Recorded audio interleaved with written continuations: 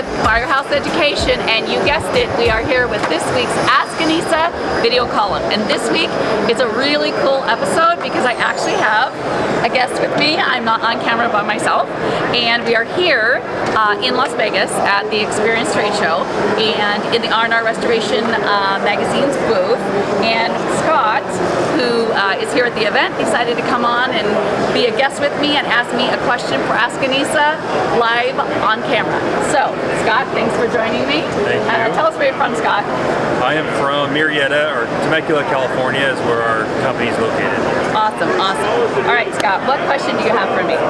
So my question is, when you are dealing with fire and smoke damage cleanup, at what point do you come in and assess, and how do you make that assessment of should the air ducts be cleaned before your crew starts cleaning, or if they should be done at the end of the cleaning, or if you recommend before and after, what conversations are you having with the adjuster to get that covered times two?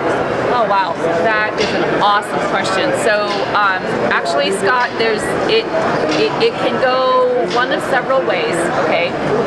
Sometimes we're only cleaning the ductwork one time. Of course, what all of this pertains to is coming in and testing, right? We do the chem sponge testing, potentially IEP testing, environmental testing to see what's going on. But in some cases, if it's a light situation, we almost always, by the way, do duct cleaning. Almost always. It's a rarity that there's a situation go in the home where there's a fire situation that we wouldn't do duct cleaning. I would say rarely would be like if there was a chicken on the stove kind of situation. It was very, very mild, okay? So first off, sometimes we do only clean the duct work one time if it's a very mild situation. And if we're going to clean it once, we're usually dealing with a clean in place that only takes a couple of days, and we would do it on the second day, okay? Easy sell to an insurance company. Sure. If we have a situation where things are a little bit worse and I know I'm going to want to clean, sometimes as soon as we get there, we'll clean the ductwork, change the filter in the furnace, and then turn around and clean after we're done cleaning all the rest of the house and the contents for potential slight grade contamination. Okay. Then how I sell that to the adjuster is I have, number one, I try to walk through a job with the adjuster. If Sure. I can get them on site, that's great. Or if we have something like, you and your company use Matterport, that's fantastic. Maybe I can do a walkthrough virtually with my adjuster and let them know, listen, here's what we're dealing with, here's the level of contamination, and this is why I want to clean in the beginning, because we want to get all of that to stop circulating in the air, right? Seal it off, do my cleaning, which is going to reintroduce contaminants. So we're going to have to do one more cleaning at the end to make sure that we are completely sanitized and good to go.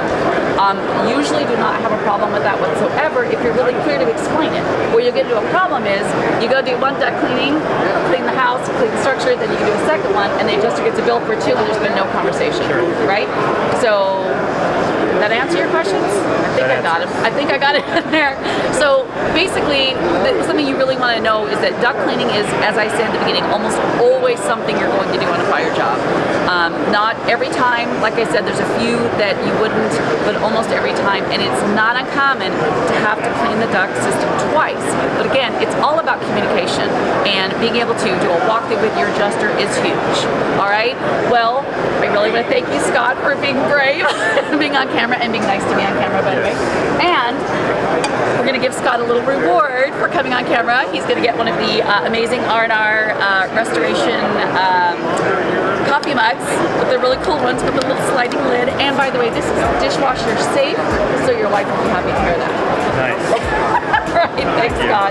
And on that note, don't forget, send me questions to Anissa@firehouseeducation.com, and I just might feature you on next week's Ask Anissa video column.